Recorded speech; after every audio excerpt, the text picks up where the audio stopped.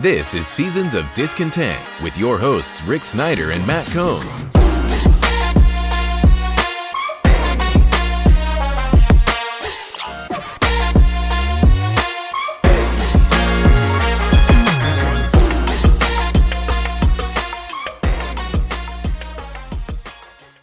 Welcome to Seasons of Discontent, Season 11, Episode 18, brought to you by Rick Snyder's Washington. And I'm Rick Snyder. And I'm Matt. And we're discussing all things Washington sports and life as part of the mighty Rick Snyder empire. So please like, share, subscribe, and hit that $sign button thing because it's getting near Christmas. Nat expect something in a stocking. It won't be anything cold. But yeah, if you don't hit that thanks button, Rick will do this show shirtless again.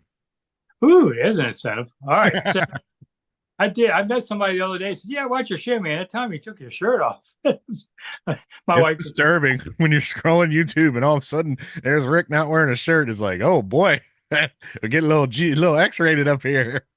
Yeah, my wife just looks at me and shakes her head. So, all right, we always pick the game first because nobody lasts to the end of the show. I'm going to go Washington -3, 30, New York Giants 20. Oh, I think it's going to be worse than that. I'll say 34-17. Well, Washington. Last time it was all field goals. So, division games always do something weirder. Hey, look, we got the field goal game out of our system against the Bears. We're good. Yeah, look, that's what I was thinking of. Like, we're going to do another game with just all field goals. And then the poor guy, first they announced that it was blocked and everybody yelling at me on Twitter. No, he chunked it. Well, that's what they announced on the press box. And of course, it's down the other end of the field where I can't see anything like that. So, I didn't notice. They later on said no, it was a miss. Yeah, he chunked it. You could see the grass. He kicked the grass, but I ain't giving up on Cyber yet. That kid has been automatic.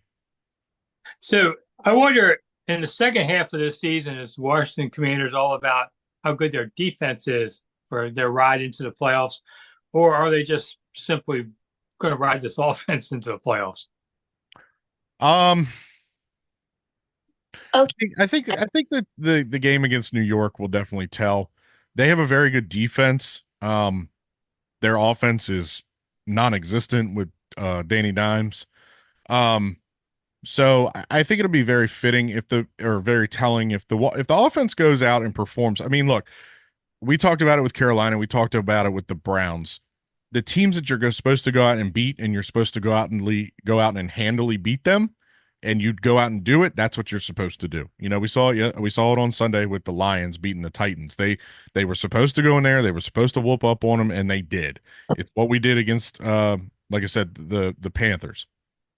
So, but the defense, I think, man, I tell you that there's leaders emerging on this defense, and I think that has really changed the momentum of this defense. You're seeing Frankie Louvu, a very outspoken linebacker in the dress or in the locker room. He's showing it on the field as well. You're seeing a guy like Dante Fowler against the Panthers running back that interception. You're seeing guys kind of gaining confidence and realizing, look, I came to Washington. I thought maybe I was had one foot out the door. They've shown me how I can be better. And I've been coached up, and now it's paying off. And I think that's what you're going to start seeing with this defense more and more every week. Like I said, you've seen it with Louvu. Sandstrill has been a great pickup, man. We thought he was toast in the first couple games, but that kid is all over the field now and making plays. There's no spot on this team anymore for Emmanuel Forbes. I'm sorry. But Forbes 6 snaps. So against the Bears. Well, and I will say this, like they, the garbage they came out with against the Ravens. Yeah, I mean, I understand that the goal yesterday was to stop DeAndre Swift. I don't think they really feared Caleb in the passing game too much, so maybe that was why. But yeah, I don't think there's a spot for Forbes anymore. I still think that no matter where this team ends up drafting, I think their first pick is definitely a corner. But yeah, I just feel this defense more and more every week coming together and gaining momentum and just going out and just punching people in the face. That game yesterday was nasty between those two teams. I mean, how many offensive linemen did we hurt? Yeah. Yeah, it was a very physical game. There was a bunch of Oh, cheap shots and nobody. The refs called it pretty loose as far as that goes. The best shot though was Terry with Stevenson, and Stevenson ended up getting 15 yards for it. But when he punched, I think he punched Wiley in the face. But yeah, the shot of Terry on the sideline, looking at him and saying, "You ain't." That was Yeah, great. I loved it. There's There- some fire. There's some fire in this team, and it comes from Dan Quinn. yeah. People could lip read on that one. Oh, Um, you didn't need a lip reader. I think Stevie Wonder could have read his lips. yeah, the left tackle spot. Maybe Ben Coleman comes back from a concussion this week. Cornelius Lucas left with an injury. Not sure how bad that will really be. We won't know either of these until, well, at least Wednesday. Well, Wednesday maybe practice came in, but Thursday, Friday is when they really will make a decision, because then they had Trent come in, Trent Scott, and he was awful Mhm. there. So they got to, that's your left tackle spot. You got to figure something out on that. That's where they hurt a little bit. I think Coleman will come. Usually you come back after a week or so from a concussion, but then again, Tua just missed 5 weeks. So you just don't know until, That's a that's a bad comparison, Rick. well, with two multiples, of course, but I'm just saying concussions are not 1 week and back. They Right. can, Yeah, we saw it with Eckler earlier in the season. What did he miss 2 games due to concussion? yeah. I mean, it just varies per guy, and I would never rush a guy back early off a concussion. Yeah, and I mean, honestly, the NFL's focus is to really cut back and treat concussions more severely than they have in the past. So I understand you know, the caution when it comes to a concussion, but there are different levels of a concussion. So maybe Trent was just a little woozy. He got knocked silly a little bit, and or I'm sorry, uh, Brandon Coleman. But yeah, and then I think Lucas left the stadium in a walking boot, so that's foot, ankle, something like that. Maybe hopefully it's just sprained, so he can at least be in a reserve backup role. I don't know. We'll see. Yeah, guys will leave with walking boots, but by Wednesday they could be fine. I mean, just precautionary thing. Hey, Um, Chris Long put on Twitter that he can be 285 by Wednesday if they want to sign him. oh, so could I, but I have to But eat. he played in the NFL.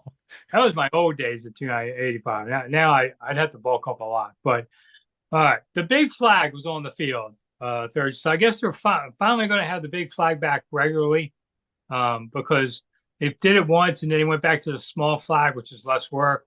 I still say the big flag that covers the entire field is a symbol of this nation, and I'm glad to see they brought it back. So I guess the owners are a little, the owners do pay attention to the media a little bit about do the right thing, do the flag. And TD Well, Washington, hey, look, as we learned in some of your other videos, go back and watch it when you had an interview with Ted Leonsis' son. He watches. He yeah, watches. So maybe somebody in the Harris, Magic Johnson, Mitchell Rails camp is watching Rick Snyder's 2 minutes. actually, I do know they do. Oh. Well, hi. How you doing, guys? But the others I know have told me when they first got the team. They told me. So I don't know. The anniversary of the Rick Snyder's Washington show is in about a week, and be about 20 million views over the 4 years. So I would have never guessed any of this was possible. And that's only taking your shirt off a couple times. Well, that cost me a couple, but that helped fundraising to put it back on. I'm still winning games. On Saturday, I pick shows. If I don't have a good week, I lost my shirt and the shirt's gone. Only once so far this season. Usually it's once or twice. It does raise some eyebrows. I'll give it that. Maybe it's all the guest appearances from Andy Reid. I wanted to be an OnlyFans guy. It just turns out it wasn't the sport I thought we were playing.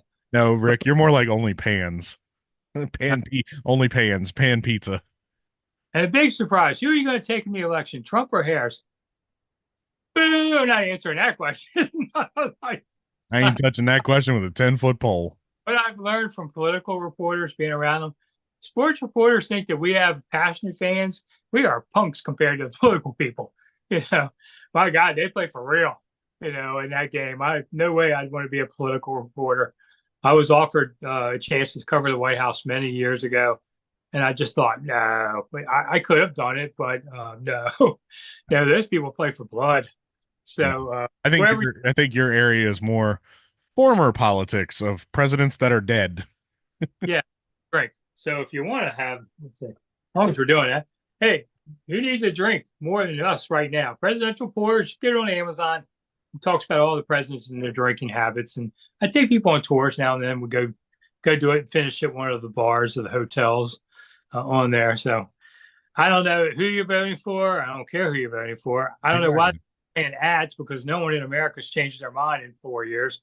So I don't see that. I'm going to just be whoever wins. I'll go to work the next day. We'll live with it. And What is election day? November 5th?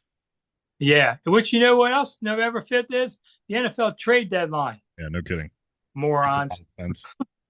But But yeah, yeah, no, I will be so happy watching the local news on November 6th where all these stupid political ads go away. I'm so tired of it. I don't care. I don't know.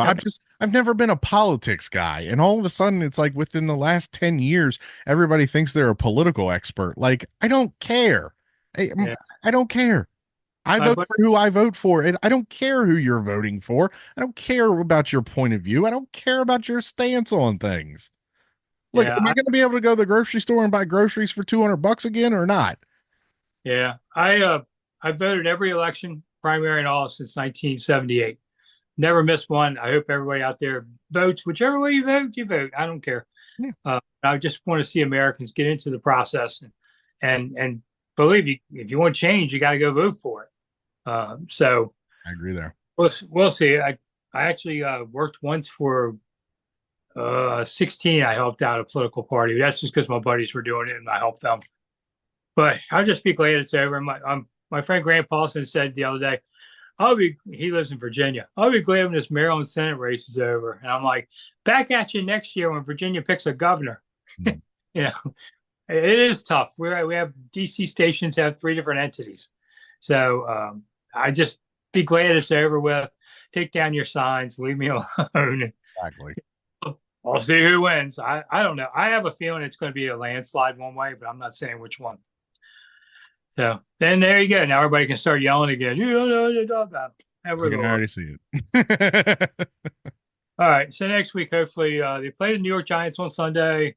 So they should win that game. That gets you to 7-2. And then they start playing the real, what I call the real schedule, because you got to play Pittsburgh and then you got to play Philly on Thursday.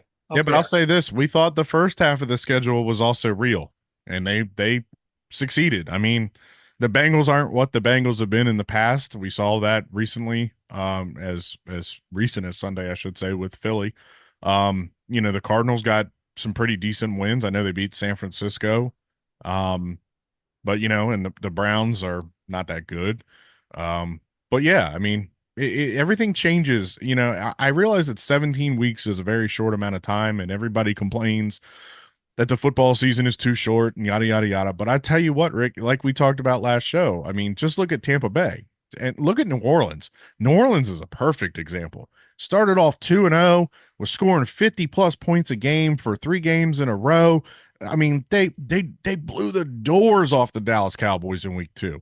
And then Derek Carr gets hurt. And now I think they scored 8 points yesterday against the Chargers. It's just, it's a short amount of time, that's 17 weeks, but so much can happen in between that, as long as this, hey, let's go back to our former 6-2 coach, Jim Zorn. As long as we act medium, let's just stay medium.